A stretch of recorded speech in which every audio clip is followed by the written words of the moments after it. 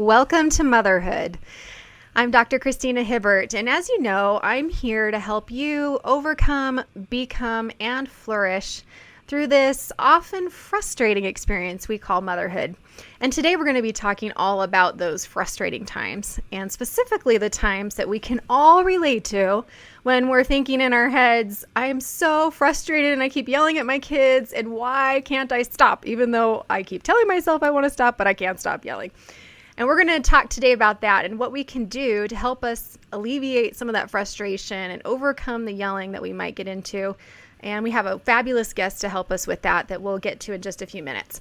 But first, I just want to thank you for tuning in with us each week here on Motherhood and for being part of this community where we are seeking to grow through motherhood together instead of just going through it, motherhood.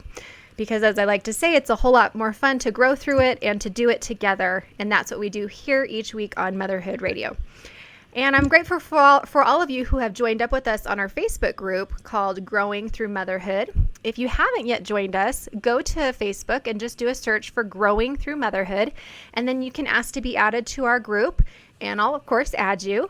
And it's just a place where we can connect and talk about the things we talk about here on Motherhood Radio, to share our concerns and our frustrations and to support one another. And as I like to say, it's just a place where we can just be real. No one's going to judge you. It's just a place where you can be yourself and express everything. So hopefully you'll join us there, as well as on my website at drchristinahibbert.com for more information, articles related to the things we'll be talking about today and each week. And on social media. Join us all over the place on social media, on Facebook, Dr. Christina Hibbert. Join me on Instagram at drchristy_Hibbert. Basically, we're everywhere.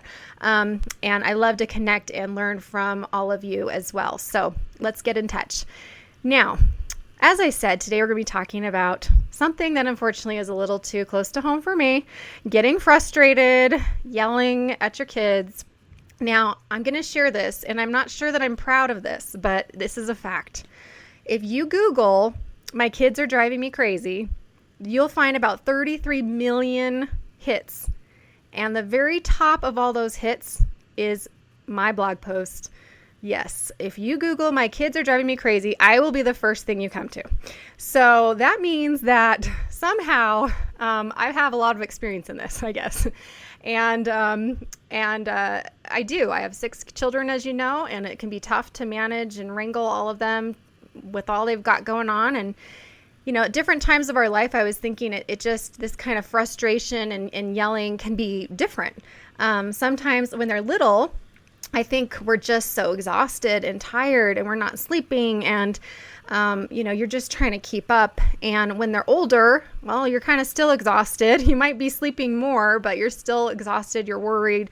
You're stressed about them. As they get older, they have bigger problems. And I think all of that kind of compiles to make us just get overwhelmed. And I was thinking, I don't consider myself a yelling kind of person. I think I'm pretty calm for the most part, but boy, I can get upset when I get overwhelmed and when things just pile on me and when I get stressed. And we're going to talk about that today, how we can manage that in our lives. Now, I was remembering a job I had, one of my first jobs, and it was to become a parent aide for a company that worked for Child Protective Services here in the States. And my job was going to be to rehabilitate or teach parenting skills to parents who've had their children removed from the home for child abuse. And I remember sitting in that interview, and this was years ago, and I had one child, and he was 18 months old at the time. And I remember the final question of the interview was, what do you think about parents who abuse their kids? And I remember sitting there and kind of thinking for a minute, and then I said, well, I'm a parent and I have an 18-month-old and I love him, but he can drive me crazy and I can be exhausted. And I kind of can understand why parents could get pushed to that point where they do something they don't want to do. And I honestly believe that most parents don't want to harm their kids. I think they just don't know how to cope with the frustration and being overwhelmed and the exhaustion and everything.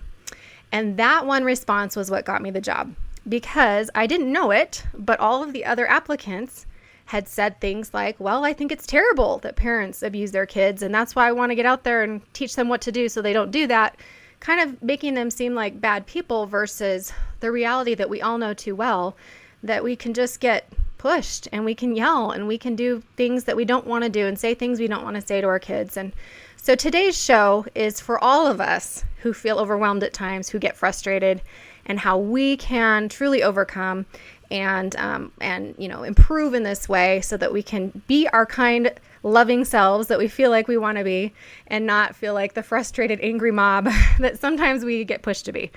So let me introduce our fabulous guest today, which is Dr. Rosina McAlpine from Australia. Rosina, welcome to the show. Thank you. I could relate to everything that you said. It's just so true. It's such a great topic. It is, and it was your idea, so I'm grateful that you suggested it. I'm going to be listening as well as talking with you to get some advice here, because I think you're right. I think everybody out there can relate to this one. You know, we all get frustrated, right? So before we get going here, let me introduce the audience here a little bit more to you, Dr. Rosina McAlpine. Let me just tell you a little bit about her. So she is a busy working mom herself. She has a son that is how old? 8 years old. 8 years old. Oh, that's such a fabulous age. My littlest one is almost 8, so we're kind of. They're all fabulous ages. I know. I've been saying that right till now. I always say there's always like a plus side and a downside to every phase. You know, there's something going wrong. There's something fabulous. You know, and it kind of just changes as they grow, but. Fabulous. So she has an 8-year-old son. She's a busy working mom. She is a parenting educator and creator of the Win-Win Parenting Program, which I'm going to talk a little bit more. I didn't tell you this yet, Rosina, but I'm going to talk a little bit more about that later in my Dr. Christie's Simple Solutions as we talk about what we can do to help all of our listeners to improve these skills that we'll be talking about today. But we'll talk more about the Win-Win Parenting Program, which is basically a research-based approach to helping parents raise kids with empathy and life skills rather than focusing on rewards and punishment. And you'll get to talk to us a little bit more about that later. Also, in addition to that, Dr. Rosina is also an associate professor at the University of Sydney Business School. And she also co-hosts a web parenting TV show and She hosts another radio show on Web Talk Radio. She is a fellow host, I guess, not a co-host, but a fellow host on Web Talk Radio on the show Win-Win Parenting. And I'm excited to be a guest on her show very soon coming up too. So you can watch out for that episode on her program as well. And finally, she also is an author and wrote the books Inspired Children. Is that correct? Yep. Okay, fabulous. So she's done a whole lot of things and she has some wonderful wisdom. And I'm going to go ahead and admit this, Rosina, because, you know, we're about being real here on Motherhood. And so 2 months ago, Rosina and I recorded this show. And as I was going to save it and send it off to the producers, because I'll tell you, it was fabulous. So if today isn't as fabulous, I apologize, but it should be even better because we've already done a show like this. I deleted it. I don't even know how I did it. I deleted it and I spent the whole weekend trying to find it and I couldn't find it. And so she has been gracious enough to redo the show with me now. And I'm only sharing that because, you know, all you moms out there that think that we aren't flawed beings too, well, there you go. We all have our mistakes. So I'm grateful to have you back, Rosina. I'm so happy to be back. Hey, we're human, right? We make mistakes. Amen. Amen. And we're going to be talking about some of those mistakes today, right? Yeah. Okay, well, let's just get right off to it. Motherhood is stressful. I think if anybody could agree on anything, it's that motherhood is stressful. What do you think makes motherhood so stressful?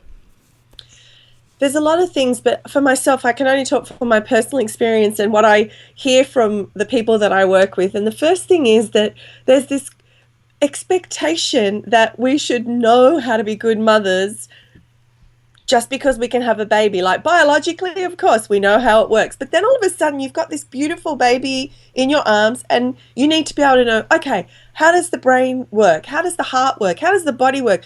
What am I going to do to support all that? So I think the first place to start is to bust that myth that we should just naturally, by some magical miracle, have all the information we need to be a good parent. So I think that's the first one.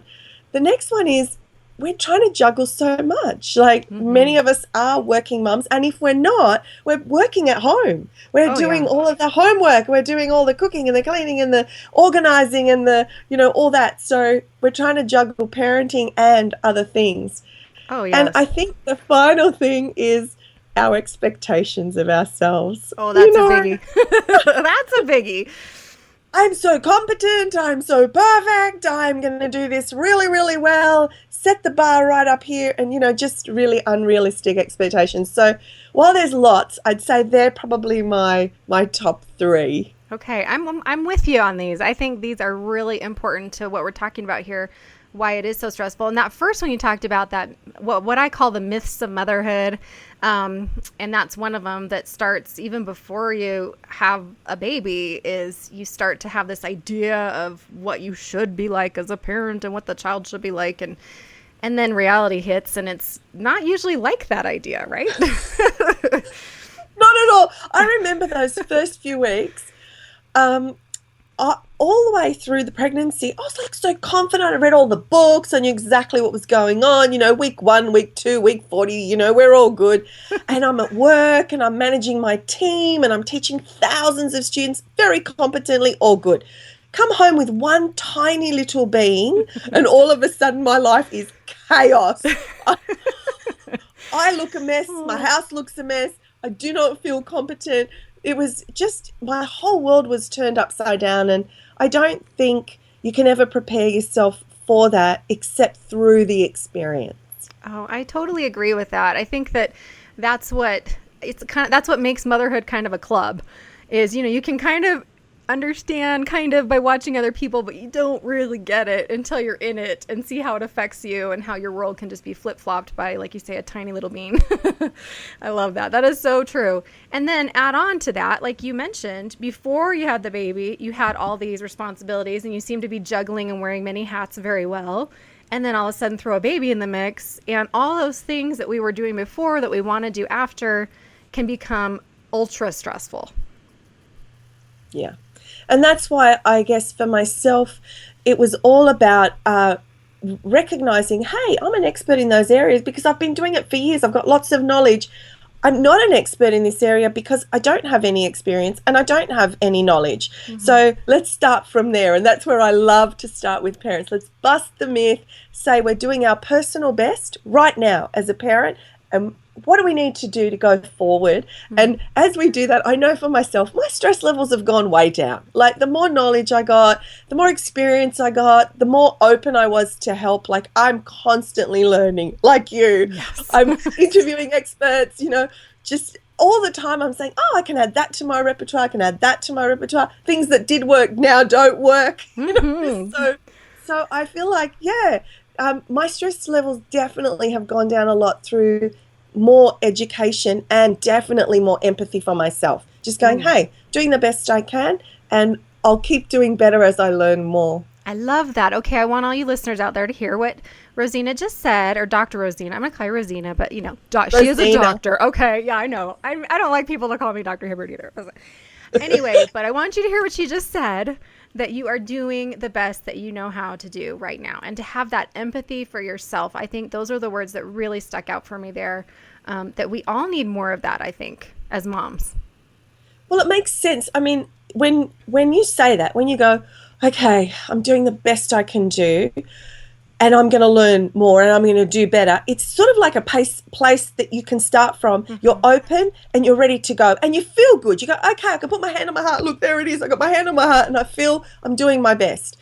But if you start going, I'm a terrible mother, I don't know what I'm doing, all of a sudden your heart like shrinks, everything sort of closes in on you, and where do you go to from then? So really it's the selfless way to actually go, hey, I'm okay. I'll be all right. I'll learn more and I'll keep going, because then you're best for everybody. So I love that self-empathy, and you're much more empathetic to others. I know for myself, before I had a child, I was quite hard on myself, I'll be honest. High achiever, if it wasn't the best of the best, then I didn't feel happy with myself.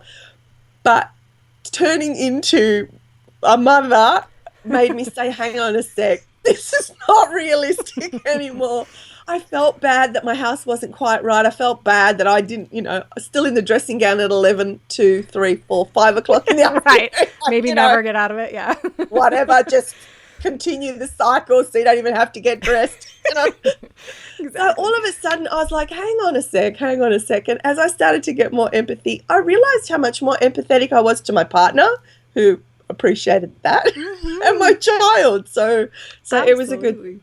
Oh, that's so great. I love that. And I love how you said you're doing your best and you can do better and learn more. And what you were just talking about, that, I know we can all of us listening can relate to that idea or that thought of feeling badly about our house or how we look or what we're doing or what we can do. And, again, going back to those expectations, which we'll tackle in just a minute. But I once heard a speaker talk, and he was talking about that guilt, and how it can either go two ways. It can become depressive guilt, where it just weighs you down, like you're kind of mentioning, where it just makes you feel like a bad mother and it kind of stops you in your tracks. Or it can be motivational guilt, which I think is like, instead of piling the gasoline in your garage, which is the guilt, and then eventually one little match and boom, it explodes and we have a whole, mental or emotional meltdown, we take the gasoline, we put it in the car and we say, I'm going to go do something. So what you're saying is, we can say, here's where I am and I'm doing my best right now and I can do better. And I love that word and instead of but, because but kind of erases whatever was before, but and is sort of like,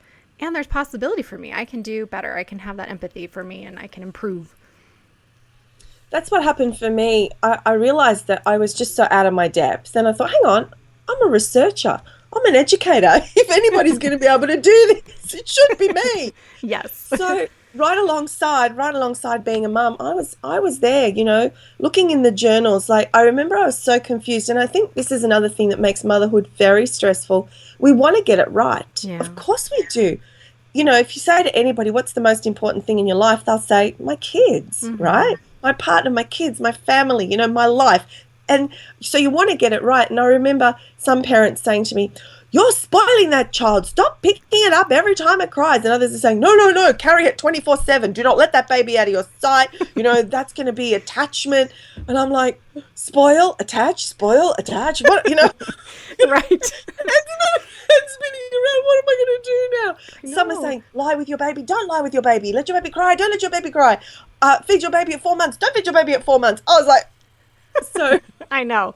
With every one of my kids, there was a different way that they were supposed to sleep. The first one, it was on his belly, and then it was on their side with the dumb wedge thing that you had to put in to keep them on their side. And then it was on their back. And finally I was just like, I'm letting them sleep however they sleep because I need them to sleep, And it doesn't make you a bad parent if you're not following all that advice, but it's really hard to get caught up in all that. And plus you have those expectations of yourself and how you should be, and you should be the perfect parent and following all the best advice. And it just, you do find that eventually you kind of let that fly out the window and you just kind of go with your intuition and do what you feel is right for your child and yourself. I think that's true. For me, it was a combination of intuition and information. I'll be honest. I like that. My intuition told me very clearly I love my child. That was easy. I love them. And on certain things, I could definitely follow my intuition. But on others, like, should I be feeding my baby this or that? Or should they be, should I be co-sleeping or not co-sleeping? And what are the dangers and what are the not dangers? I needed just some information. Right. So that's why the book came about. I'm on maternity leave at home, having a baby, and I'm calling and Skyping and emailing and reading all these experts. And I went, you know what? Everybody needs to know this. And that's how the book Inspired Children, How the Leading Minds of Today Raise Their Kids came about. I figured, well, I don't know, but there are people out there that do. And so I love it. I got all the best information. It was so easy. And it was really good because it was never black or white. It was very clear that there is that intuitive family part of it, but there is the information part. So, for example, one of the things I found out was, how a lot of people spend thousands of dollars on a nursery. The baby's coming, you paint the room, you get the cot, you do everything. And then I read in the research that if you leave your child in your room, not in a nursery, it decreases the chance of SIDS by 33% in SIDS-prone babies, just having them in the room with you. Wow. So there was a no-brainer. There was no nursery in our house. This kid was going to be in my room, and that's it. Right, you know what I mean? Right, absolutely. So that's the kind of thing I'm talking about. For me, it was getting good information and then seeing what was right for me and my family with that combination of information, intuition. I love that. Information and intuition, and not, you can't go all one or the other. Obviously, they both are important. I'm glad you clarified that for us. And, you know, the other day I remember I was sitting in church with a friend, and someone was making a comment, a mom, and she has 2 little boys. And, you know, my other friend that I was sitting by, she has 5 kids, and they're about the same ages as mine. And I have 6 kids. And the mom was talking about how stressed she was getting about trying to help her son, you know, work on this craft project and learn this and that and read this book and do this and that. And my friend turned to me and said, she's a first-time mom. She'll get it when she has a few more kids, or down the road she'll get it. Like, she was so focused and stressed on these, like, he's not going to learn, he's not going to. And then here I am yesterday going to the parent-teacher conference, and, you know, for my 3rd grader, and sort of in the back of my head thinking, well, this is nice, and I like to know how she's doing, and I'm glad she's doing well, but I know that I just want her to love learning, because really grades don't matter till they're in high school. So, you know, like, I want her to be able to get to a good college, but none of this is going to show up on her transcript. So, you know, it's like once you get kind of through a lot of these things and you have your own experience, you kind of develop your own way of being with things. But in the beginning, it can be very, very stressful. And a lot of it is because of those intentions and expectations that we have that just don't always work out the way we think. Now, so my question is, what can we tell our listeners to help them for how to understand these intentions and expectations and see when they're causing trouble for them?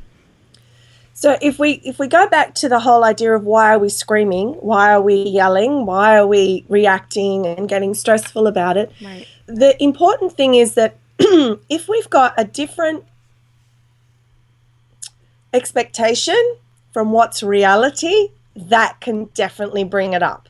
So if we're expecting that our child will do all the things that the developmental milestones will do, I will have the perfect house, I will do, if we're putting those unrealistic expectations, that is definitely going to bring some stress. Mm-hmm. When we're stressed, what do? We yell, fight or flight. That's all there is to it. It's just self-protection. And they yell back at us sometimes when they get older, if they get stressed. Yell back. You know? And a lot of times we're the role model. Yeah, exactly. We're the role model, right? We're the role model. Mm-hmm. So for me, it's all about really creating a vision for parenthood. And I think that's something we don't do. Mm-hmm. When you're growing up, you know, people go, what do you want for your life? You know, what do you want to become? And you go, oh, okay. And you start to think about it. You go, okay, I want to do education, or I want to be in a profession, or I want to be in a trade. And so, of course, you take the steps, don't you, mm-hmm. to do that. So it's the same thing with parenting. What's my vision for parenthood? And that's where I began when I was developing the win-win parenting program. Mm. What is my vision for my child and myself? And of course, it had to be a win-win. Otherwise, it was never going to work. Yes, I love that. So I want to be a good mum, but I wanted him to have all the skills that he needs to live very successfully. Mm-hmm. Now, with that vision, when you're taking those steps, you can be less stressed, you can be less frightened, you can be less concerned, because you know you're on a learning path. Mm-hmm. And when you're learning, there's no need to be so stressed about it. There's no need. So that's for me. How do you find a way that you can feel good about your parenting, but that your child is benefiting from it?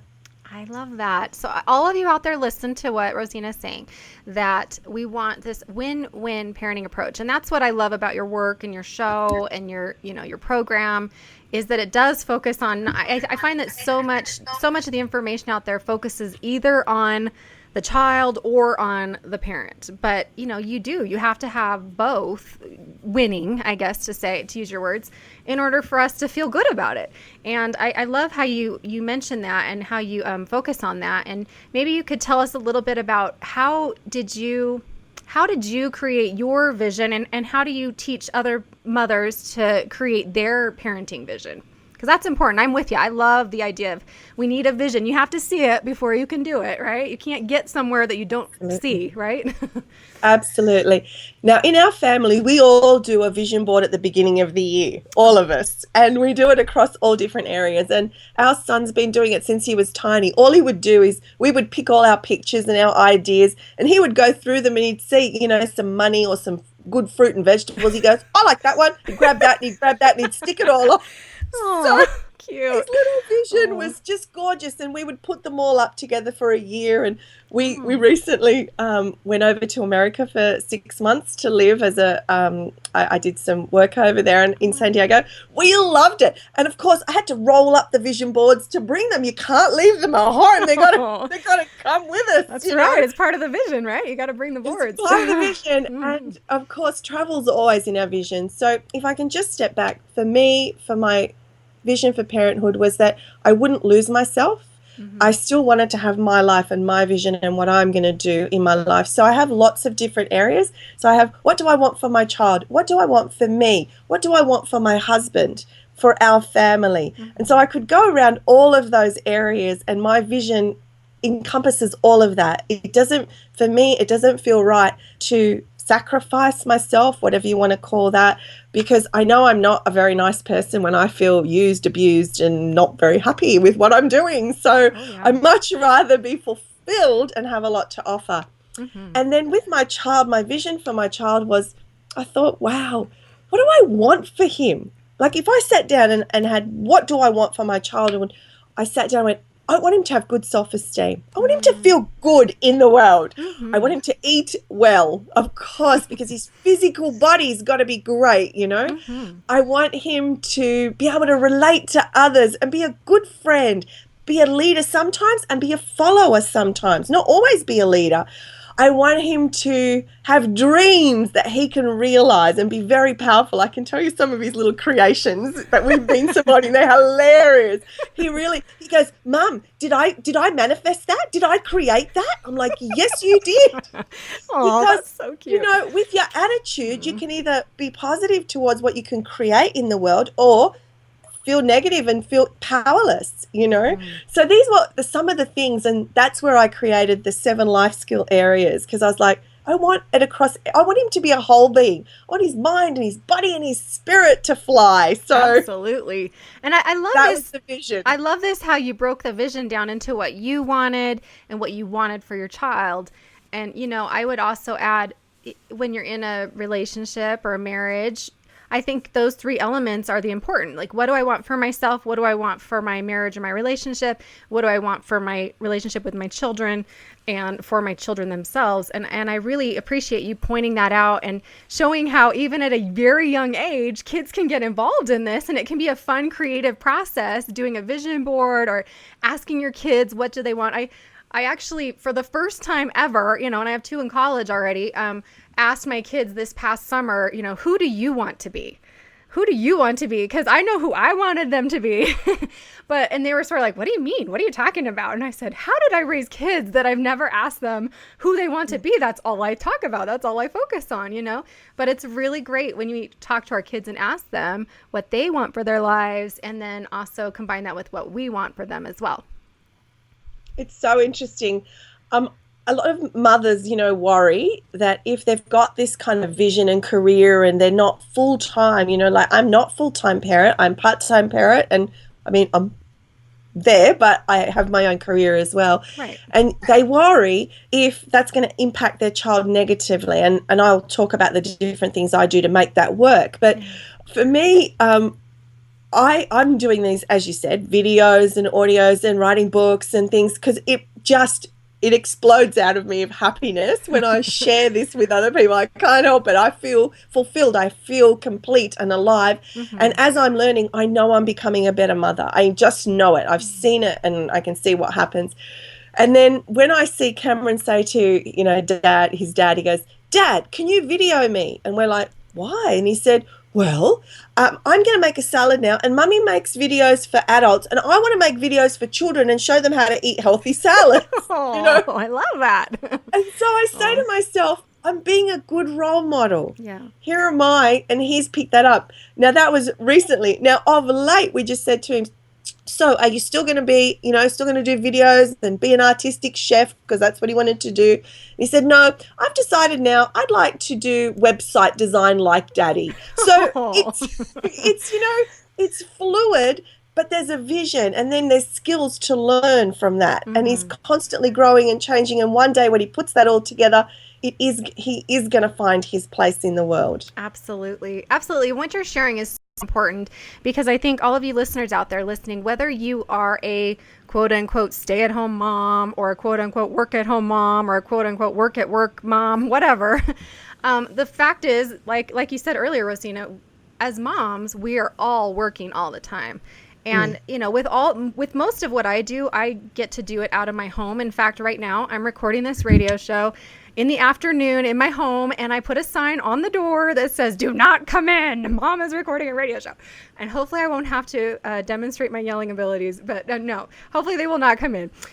They know better. But, it's just, we do what works for us. And I think that a lot of you listening out there might hear this and think, well, I'm not an author and a web show, a talk show host and a radio show host and all these things that you're doing, Dr. Rosina, and I'm just, quote unquote, just a mom. I hate that term. I hate that term, just a mom, because I think you should be the most proud of mom. And I, in fact, put it on all of my bios whenever, whether it's for a book or whatever I'm doing, I always put that I'm a mom of 6 kids, because to me, that is my most important job, my most important role. And even though you said, Rosina, that you're only a part-time mom, I thought, no, you're a full-time mom. You're just not there all the time. You just can't be in the home all the time, right?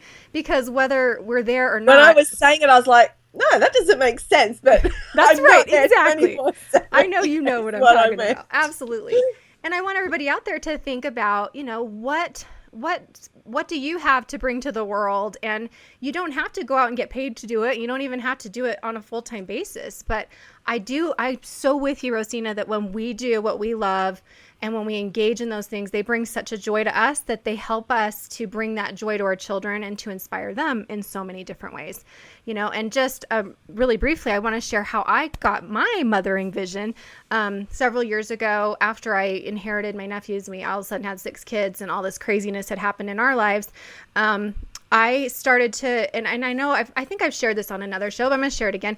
I started to think about, what would my kids say when I died? What would people say at my funeral? And so I sat and kind of visualized what it might be like. And at that time, I visualized that I could be at the funeral and hear what they were saying. And that I knew that at the time my kids would say that she sacrificed for us. And you just said, I don't feel like I should sacrifice myself. And at that time in my life, I really felt like I was sacrificing a lot. It was about, a couple years after this whole big life change had happened. And the first year I felt so inspired by my job to help this family come together and help these children feel loved and help everybody, help us become a family. And then once that started to come together, I started to feel like, okay, well, now what? And I wasn't doing my work as a psychologist and I wasn't doing any other things. I was in the home, but I started to feel like, boy, I'm giving up my career and I'll never be an author like I dreamed, and I'll never be a psychologist, and I'm just going to be a mom, quote unquote. And so when I realized this, though, in the vision, that my kids would say, boy, she sacrificed for us, even though I am a big believer in sacrificing for people and for our children especially, I am not a believer, as you are, like you said, in sacrificing all of who we are for anybody, for our children or anybody. And I do believe that we're better mothers when we don't do that. And so instead I've imagined, okay, well, what would I want them to say? Well, I wanted them to say things like, I inspired them and I was fun and we had good times and we laughed and we danced and we played and I took them to travel and see the world and, all of these fun things that I was not doing at the time. And so it really, having that picture in my head made me then back up and say, okay, then what do I need to do now to start doing more of that? And that was sort of my road to getting back into the things that I loved and not feeling like I had to put it all aside because my kids needed me. Sometimes we do, but we do have to put those things aside because circumstances. And then when things kind of settle down, it's good for us to pull that back out again and work on what inspires us again as well. Look, one of the things that I often say to parents, because they will say, oh, but isn't it a mum's role? And I just ask the question, a mum's role is to be a good role model, true? Mm-hmm. And I say, if you wouldn't say to your children, yes, when you're in a relationship and you have children, please sacrifice yourself. Please do not go for any of your dreams. Please make sure that you're doing everything for everybody else, no matter who it is, your partner, your children, and make sure that you are last at all of that. And if you would not say that to your child, no. Why are you saying it to you? Good question, yes. And so people often, we know for a fact, we know this, and as a psychologist you would know this, what we see in our early years, our parents do, often is what becomes ingrained in us unless we actually make a personal development effort to change that. So if we see a sacrificing mum, blood, guts and tears, what do you think is going to happen to us in our future? Because that's what we know is right. So for me, I don't want that for my son. I want him to be a kind and caring, self-referenced, other-referenced, so that there's two people in the equation. So explain when that. I look at explain that for the listeners, because some of them might not know what you're talking about when you say that. I like that. So when we make a decision about anything, we need to take everybody into account. So, for example, let's say it's our family.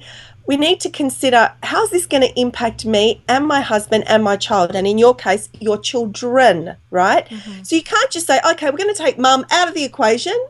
She's just going to have to deal with whatever, and everybody else gets priority. Although it feels that way a lot of the time, though, I have to say.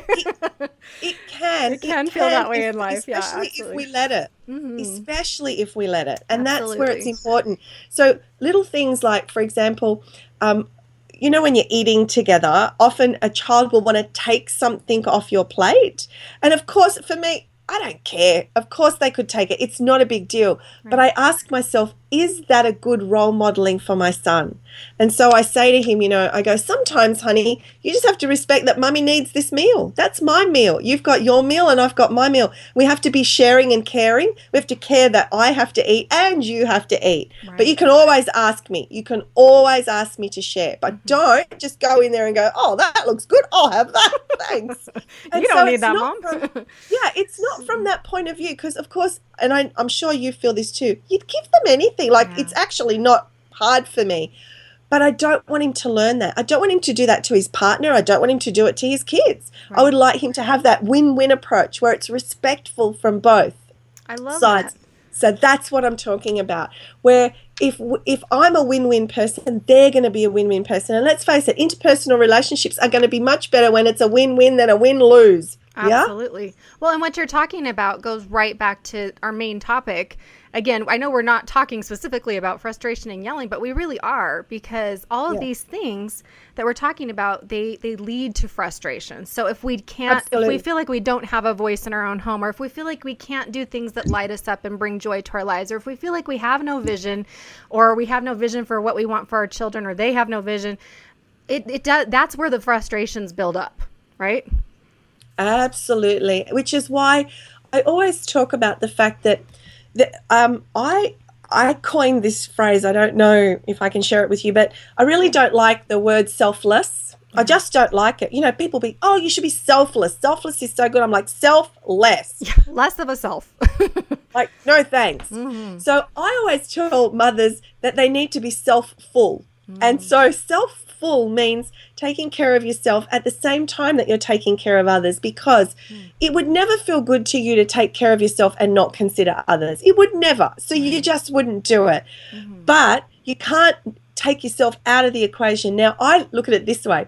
Because my life is so full of love, of care, of happiness, of joy, of purpose, of fulfillment, it kind of flows out. So I've got plenty to share. There is no shortage of happiness. People often say to me, you're always, you're quite happy. I go, because my life is great. I have got so much goodness in my life. Now, are there challenges? Of course there's challenges. There could be financial, there could be personal, there could be all sorts of things. But I focus on the good, which helps me overcome the challenges. And so I guess that's where I'm coming from. If, as a mother, if you can say to yourself, I'm full of good things. I appreciate my children. I appreciate my life. I appreciate the fact that I have work or I don't have to work, one or the other, whichever you've chosen. Right. It's beautiful. I appreciate that. You lucky thing to have what you want, what's best for you and your family. That from that self-full place, you cannot help but give. Whereas from selfless, let's face it, less. If you got less, you got less to give. So I'm put selfish, selfless in the rubbish, and Go for self-full. I love it. And really what I'm thinking while you're saying this is, the idea is for you listeners is to fill yourself with good things, right? So you're self-full. You're not full of yourself. That's different. That's not what Rosina's saying. She's saying, you fill yourself with good things. You take care of yourself so that you have more to give. And I'm totally with you on that. In fact, in my book, This Is How We Grow, I was writing about loving, and how in some cases we always say it's better to give than to receive. But I say sometimes it's better to receive than to give. And really you need both. And this kind of goes with the same thing. We need to receive the love in our life. We need to receive the good things in our life. We need to, like you say, focus on them. And it's kind of like if somebody brings you a beautiful wrapped up gift with a big shiny silver bow and you say, thank you. And then you go put it up on the shelf in the closet and you don't open it and enjoy it. That person wouldn't feel good about that. And so the same thing goes for our life. We need to be full of receiving all that good stuff, because then we're so full of love and light and joy that we can't help but share. And I'm totally with you on that. I think that's beautiful. I find, this is another thing that parents can really relate to, or mums. When you've had some time out, you might be on holidays or your kids are away, at camp or something, and you've just got that tiny bit of space. It's just a little bit of space. Then you're kind of becoming self-full, right? Because you've just got that internal focus. Things are going okay. Then they come home, and when they spill something, it's not a big deal. When they yell and fight with each other, you're like, let's just, get it. It's just beautiful because you can manage it so easily because you're full, you're calm, you're happy. It's when you're selfless, or, you've got nothing left to give, that the tiny thing, the little spilled milk or the little bit late for school, then it's this big drama that you're yelling about. And so you really, really, I say this to families all the time, especially to two couple families, is let one of the couple go away and just have a day or a night or 2 days away, and then you'll see what happens when they come back. Like, it's such a gift. And then let the other one. So in our family, I have a yearly retreat. I've not unashamedly can say that, we've been doing it for forever since I've become a mum, and it started off as like a night away or an afternoon with a girlfriend, but nowadays my last one was 5 days in Cancun. Baby. I like that. And I tell you, awesome. it was like the top up I needed with everything that I'm doing. It was just that top up to rethink, well, what is my business? What is my family? How lucky am I to have my beautiful husband and child? So for me, it was the gift to have that real time away. So that's why I keep saying, have that little bit of time to yourself and you got so much more to give. I am so with you. I think that is one of the most important things we can do to keep us from getting so frustrated and overwhelmed in life, is to have that me time, and people think me time is, again, selfish, but I love the idea of self-full, that in that time you're filling yourself with whatever you actually need. And as I say, it's called a need because you need it. It's not like you can just say, I don't need it, because it's a need. So, and for some people, like for me, I really need quiet alone time, especially with such a full, busy house. I need time, like several hours or a day or 2 days or 3. And I go away by myself, completely by myself sometimes with friends, sometimes with my husband, depending on my needs at the time. Sometimes we might need more connection with our partner. Sometimes we might need more, time alone or time with friends, or fun time versus, sleeping time and catching up on rest or whatever. But I am a big believer in that. And for you listeners out there, if you're struggling with that, I hope you'll visit my website and look for the posts on mom mental health, the importance of alone time, and the other post on how to get alone time, which has 25 ideas to help you talk to your partner, talk to your kids, whatever, to help them help you get the time that you need, because I'm with you. I think that's so, so important. Now, I want to talk and I think it's really just one more thing, and I think it's really, really important for single parents to also somehow find a way. Now, we've talked about, two-parent relationships, but what about a single parent? Have you got a mum? Have you got a girlfriend? At the moment, I've got a girlfriend who's a single mum, and what we do is we do a swap. Every fortnight, her child comes and sleeps at our house just so that she gets a night off, and every other fortnight, we get date night. Oh, see, that's perfect. Exactly. Once a month. Trade So off. little tiny swaps can make all the difference because she can look forward to that and we can look forward to that, and it's no cost babysitting. Oh, that's perfect. I love that. I love that. That's such an important point. I'm glad you added that. So I want to spend a few minutes talking about how we can increase our awareness of when we're starting to get frustrated, or of the things that might contribute to our frustration into yelling. And then I want to spend the last few minutes talking about your new approach to parenting, these 3 steps that you talk about, so we can kind of end with that.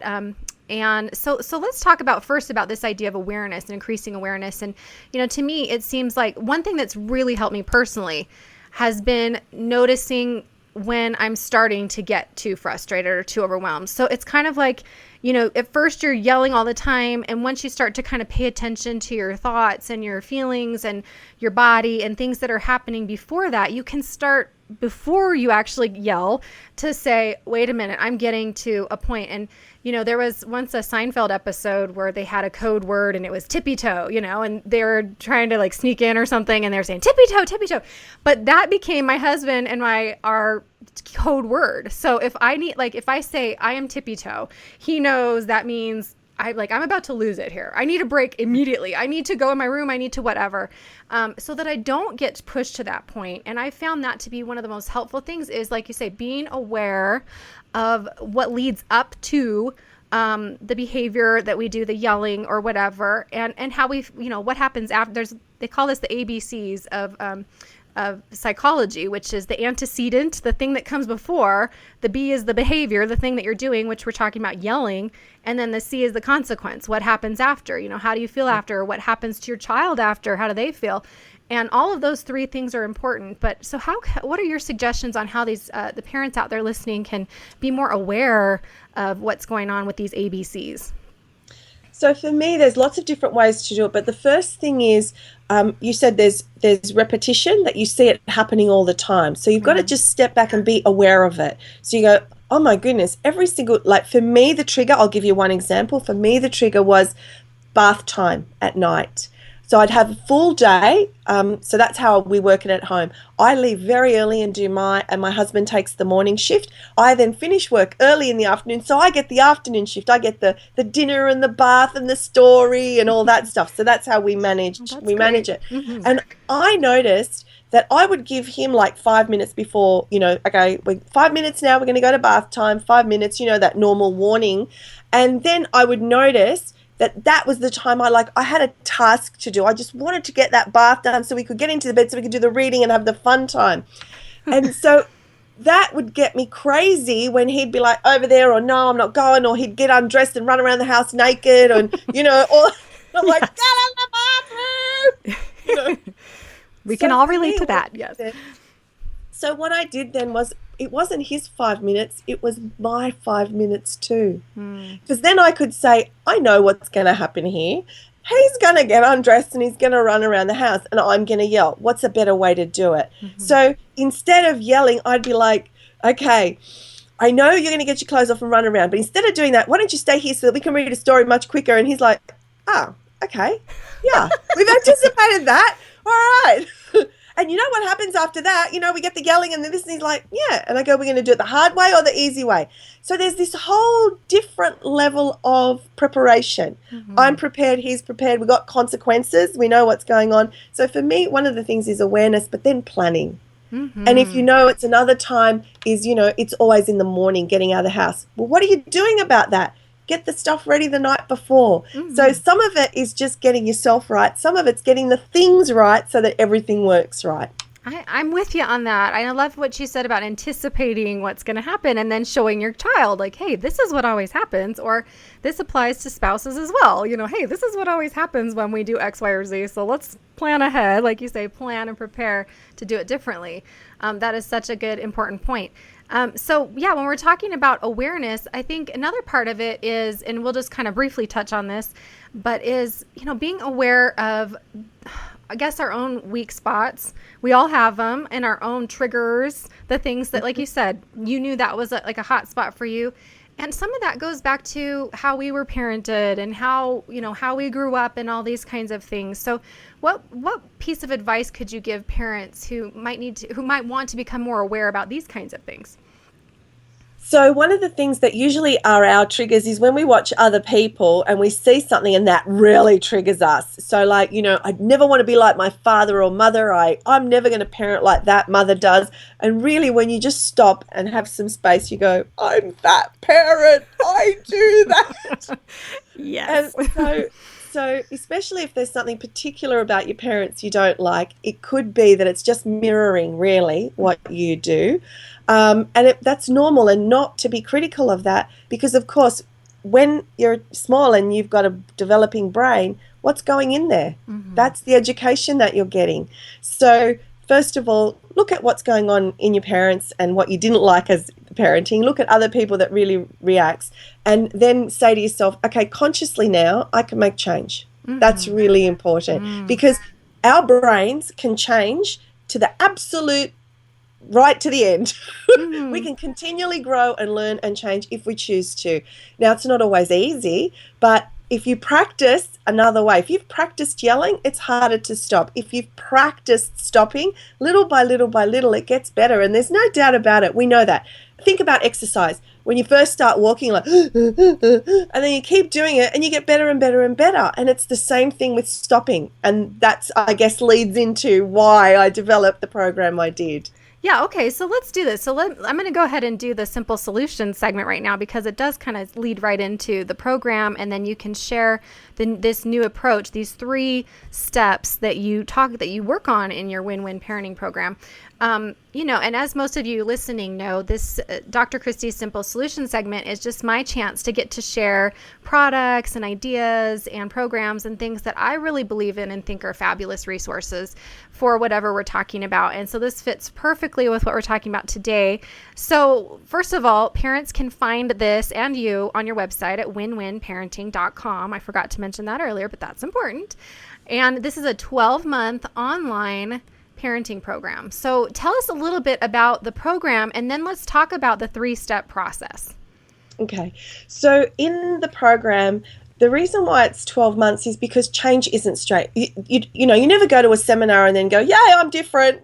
We all know about that. So the whole idea of the 12-month program is you dip in and dip out. You dip in and you dip out. And it gives you all those steps that we've been talking about so far. How do you self-care? How do you become the personal best parent? How do you stop the guilt? So there's all those parenting tools. But in addition to that, they're all only 5 or 10, and there's only one activity that's 20 minutes. So there's no excuse. So you're sitting there and you go, okay, I'm going to do 5 minutes a day, or I'm going to do 10 minutes once a week, or for over a 12-month period. Imagine the change that there'll be. Wow. And at the heart of all of this is non-judgment, information that's research-based. So what are the best practices out there that make the most significant difference to parents and children?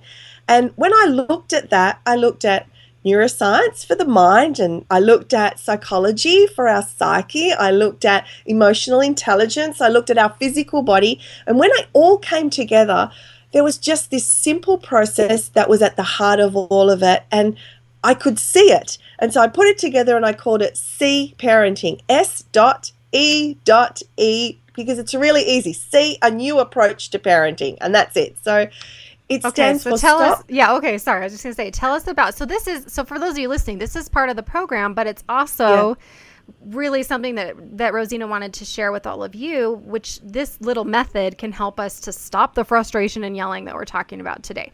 Okay, so tell us what C means, S-E-E. So stop, empathize, educate.